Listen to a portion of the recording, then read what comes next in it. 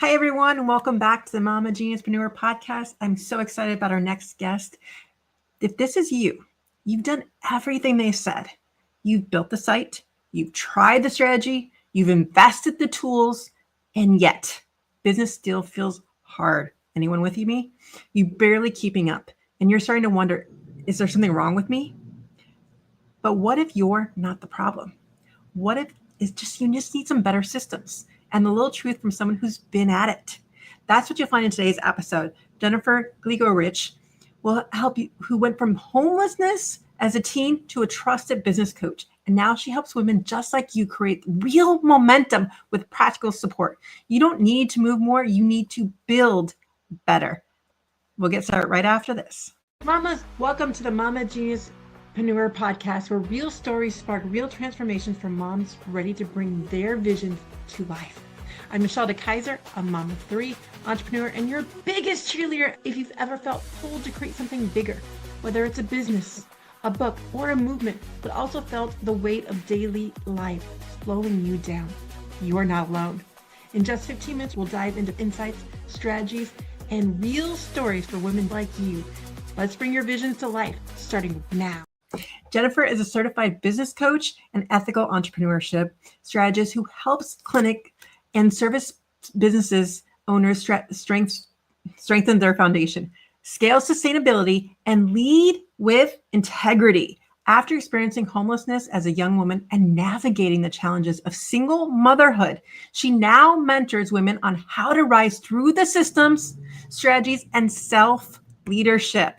She also serves in the cabinet of the Ascardia, the world's first digital nation. Welcome to the stage, Jennifer. I'm so excited. I know I just mispronounced the name, so you're gonna have to tell me how to fix that. No, we're all good. I'm so excited to be here, and I'm so excited to be talking to moms. I'm a mom, I'm a single mom, and I know how hard it is, especially if you're trying to be an entrepreneur on top of everything else. And right now, the way the economy is, a lot of us are like, how do we get out? I think COVID changed a lot of things for us. We built an entire alternate economy just on TikTok, because what was around us wasn't working. And then all of a sudden you have women making jewelry, women making soap, women just being influencers. And I just found that incredible. As women, we are very nimble. We know we take challenges, we take big struggles, and we're just like, well, let's make that lemonade out of these lemons. And that's what happened. And we can get burnout, right? Because we're givers.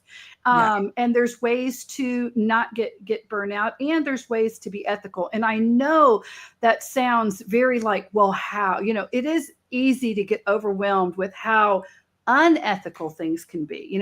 Just today there's a major lawsuit, betrayal of trust. Medicare insurers face lawsuit from our own federal government over kickbacks.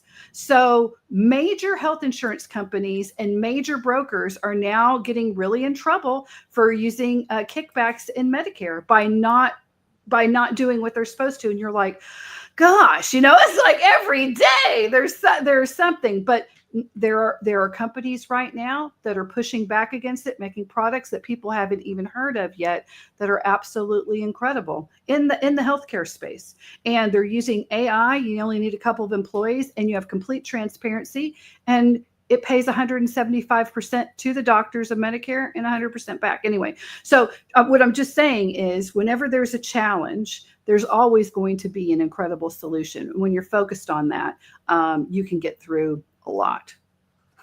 Oh, I believe that so much. I'd love for you to tell us a little bit about your why. I mean, I know you talked about being a teen homeless and how you went from that to supporting in the entrepreneurial world. Give us a little bit of that backstory.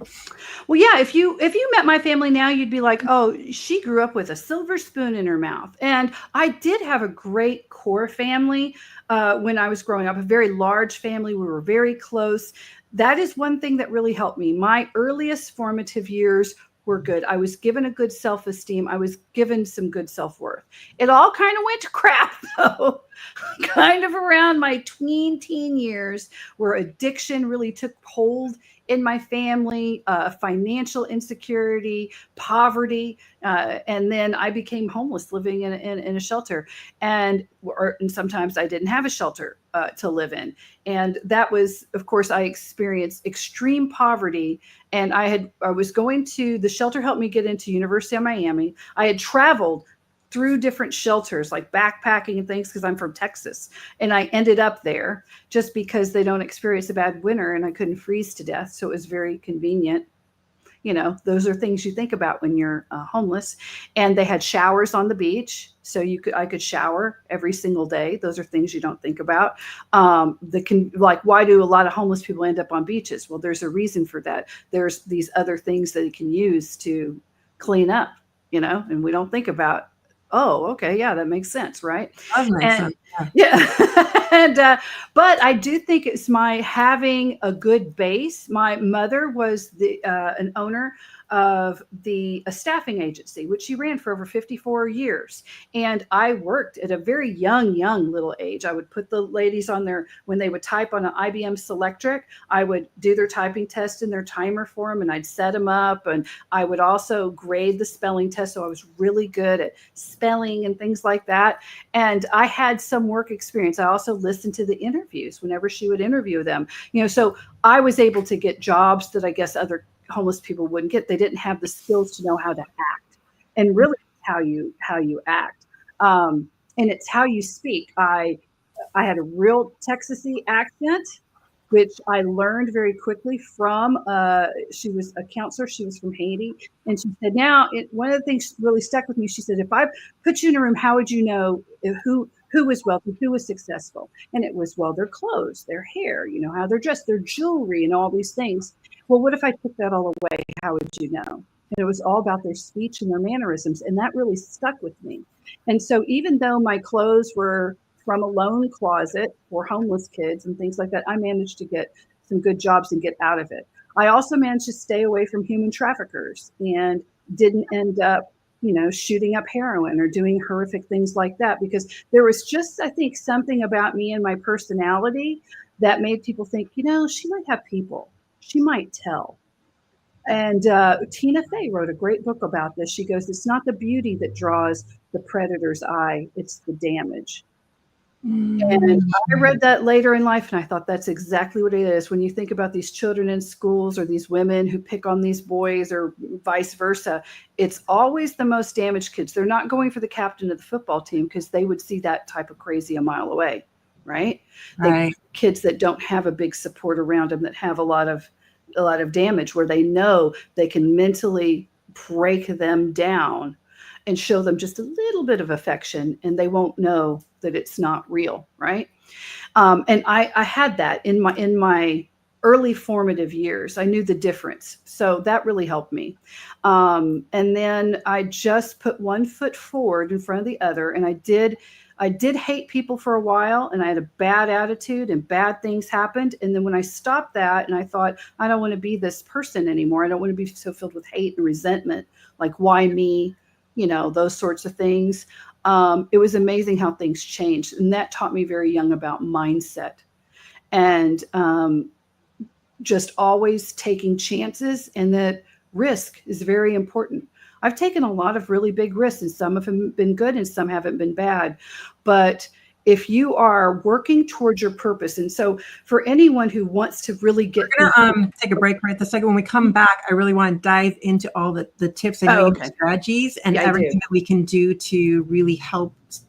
For those of you in that mind frame of, what do I do now? I have this business. How do I go? We'll be back in just a moment. Are you a mompreneur who feels a fire to create something bigger, a business, a movement, a message, but you don't want to do it alone? That's why I've created the Mama Genius Hub, a space where your vision is nurtured, your voice is heard, and your dreams grow alongside a supportive community. Inside the hub, you'll get bite-sized insights and strategies in 15-minute sessions. A community of like-minded moms who truly get it.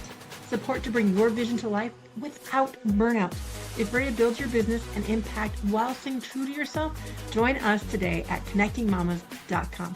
Your calling matters. Let's grow it together.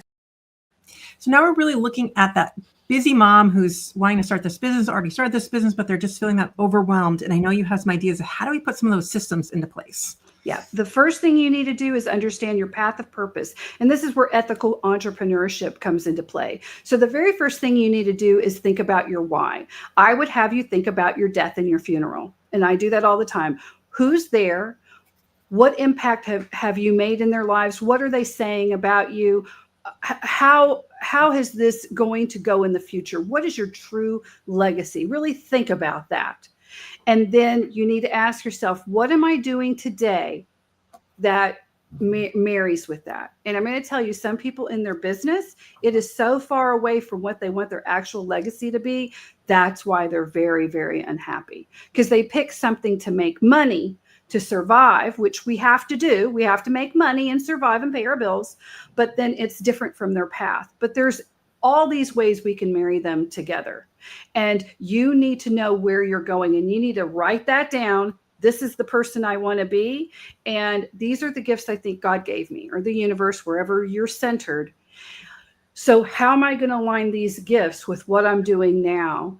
And do I have to make a big pivot, a small pivot, or is it just little changes? Most people are not too far aligned from it. They just have to pivot a little bit, and then they get in that niche and they get into their center of where they really are making steps towards their goal every day. It is one of the hardest. Example of a small pivot that you've had a client or you yourself have taken to get like people thinking that way? Okay, so I work with a lot of healthcare owners. A lot of healthcare owners are still taking insurance.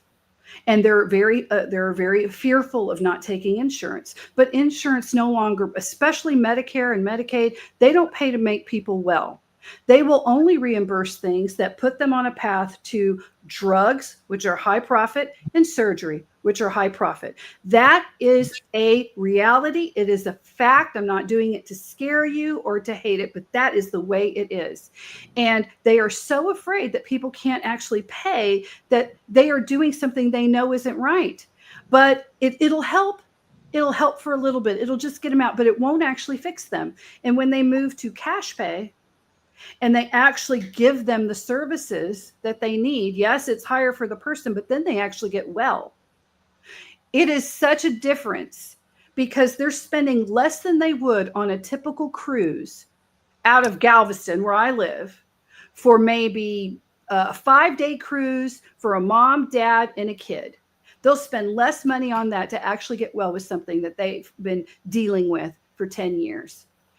And so once they make the pivot and they can actually foster that and they understand how to speak to the patients or the people, and they get what they actually want, which is to be well, their whole life changes overnight. They're more dedicated. They're actually getting people well, and they're no longer on that grind, which is a soulless grind right now with major insurer companies. So that's just one tiny pivot, and it's a lot easier than people think it is to do.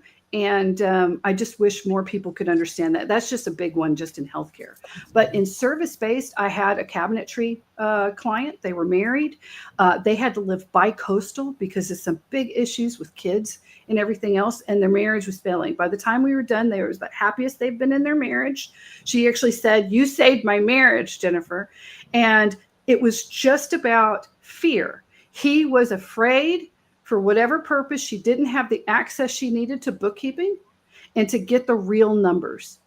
And that was some major limiting beliefs that he had. By the time we finished it and they had the numbers, we finally had the data that we really needed in order to make the correct changes in that business. And it was a lot easier than he thought. And he really realized, I do have a real partner. And that changed it. I love that so much, because it really is about the fears that stop us from doing some of the, like you said, the small pivots, because we get stuck into those cycles and everything we're doing. I hate that we're running out of time, but I love. I'm going to say, I'll tell you, ask yourself one question. So number one, track your numbers and stop letting fear dictate your decisions. Ask yourself, what would I do if I weren't afraid? The answer to that will be the key to unlocking your next great phase. What would I do if I were not afraid? And then you evaluate that risk. Tell everyone how they can get a hold of you and if you have a gift for us. Go to superclinicproject.com. That's all you have to do. You can find me. If you click on me, then it'll take you to a page and you can get into my free school account, which there's tons of resources for you. There's a free mastermind you can try if you're a clinic owner, or then you can actually have a free one-on-one complimentary call with me. And if you're like, well, what should I do with this? I'm the most incredible brainstormer on the planet. So we'll be able to figure out at least what your next step will be. And we're going to bring you back in just a moment. We're going to go through some takeaways from our little chat. I've never done that before, but takeaways today. Oh my gosh, so many already. Just when we first came on, I was just talking about when we look at a challenge, when we get stuck in those, there are so many incredible solutions that come out from it when we take a look at it face on.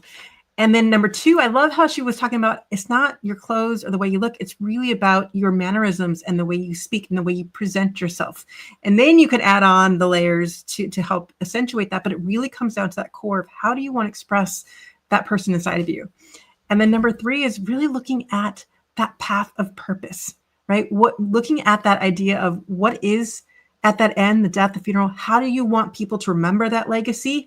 And then looking at, am I actually working towards that and making sure that those align, which then takes us into number four, which is sometimes we need to then make those big pivots or small pivots, depending on if those do align. And I love how she gave the example of the healthcare aspect, because it gives that idea. So go back and listen to that one if you want to really get that in and feel that it's not always having to be that way, right? And then number five is really looking at those limiting beliefs and fears, because those are what's holding us back. So when we identify it, and so I love how she says, ask the question, what would I do if I wasn't afraid? And really focus on that instead and using that to help you make those big and small pivots. And Jennifer, we'd love your final takeaway for today. That would be to ask yourself the question, what would I do if I was not afraid?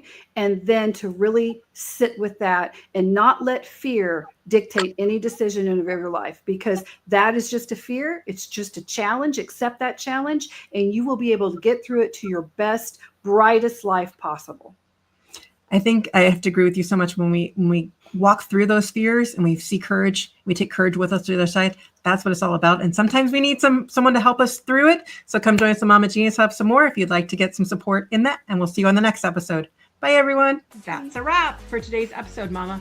I hope you found something in these 15 minutes that sparked action towards your dreams. Remember, your purpose matters, your dreams are valid, and you are not alone. If today's conversation spoke to you, come join us at the Mama Genius Hub, where you'll find support, strategy, and sisterhood to turn your calling into real impact. Let's grow this together at connectingmamas.com. And before you go, don't forget to subscribe so you'll never miss an episode. If this resonates with you, share it with another mom here who needs to hear this. We'll see you next time.